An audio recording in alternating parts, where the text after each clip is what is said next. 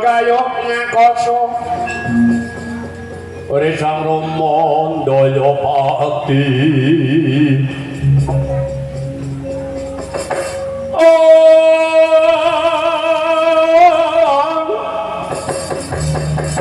kang tetep datang krama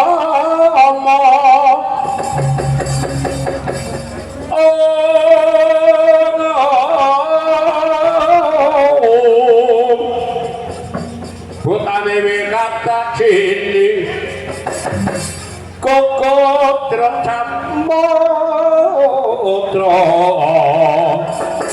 baca pulang tanpa tuh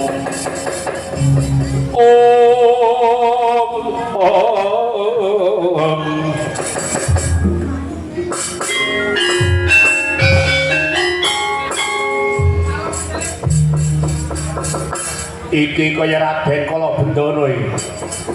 Wah, iki paman Kala Bendana iki. Lah iya dole.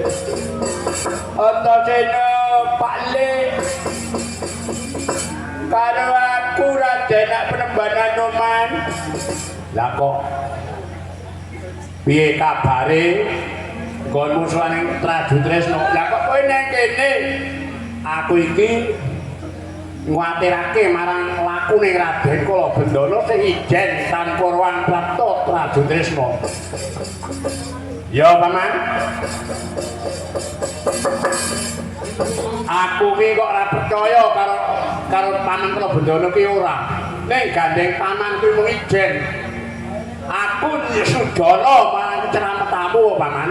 Walah lele. Abote ngapa Tresna karo anak.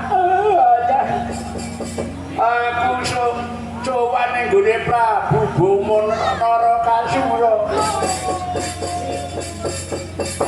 Wis ora ditanggapi apik, bara-bara dicukuh.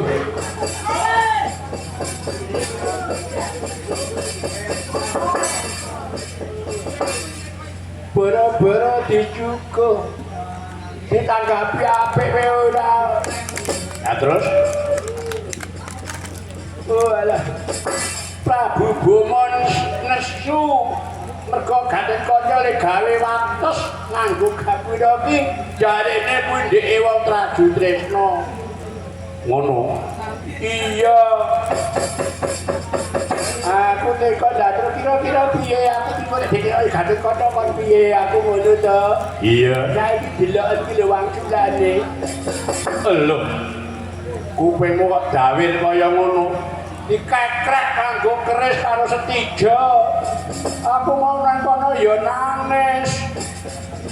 Ning gandeng oleh tanpa rupa aku yang utusan ratu, aku tak kuat-kuatke aku arep bali matur karo Gathot. Ning aku krungu wong akeh nyeluki jenengku ki jelas aku kan dicekel. Kowe ra dalah. Antasena apa-apa? Ora nduga mono. Wong Tradu Tresna nyekel Raden Kala Bendana wae legan golek gawean. Paman, boleh. Kowe mulya sik. Aku. Durung madang.